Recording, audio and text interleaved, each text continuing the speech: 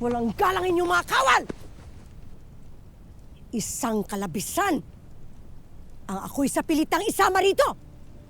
Isang kalapastanganan sa pinuno ng konseho! Ikaw ang mas higit na lapastangan! Anong pinagsasabi mo? Uulitin mo lang ba ang paratang mo sa akin? Mahal na Hara?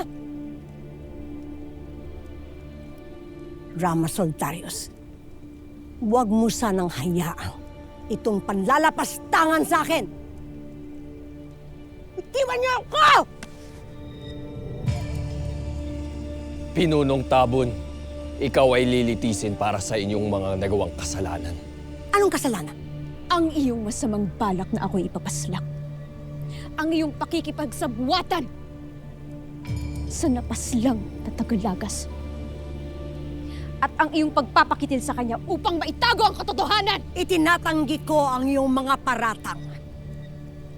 Batid ko na kaya mo ginagawa itong mga lahat ng palabas na ito upang ako ay mapatalsik sa pagiging punong konseho.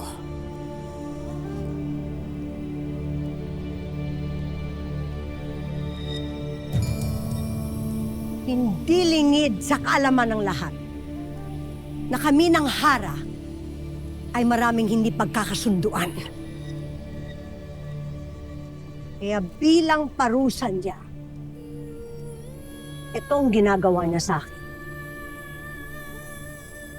Pinaparatangan ako ng kasinungalingan. Ang siraan ako! Hindi ito makatarungan!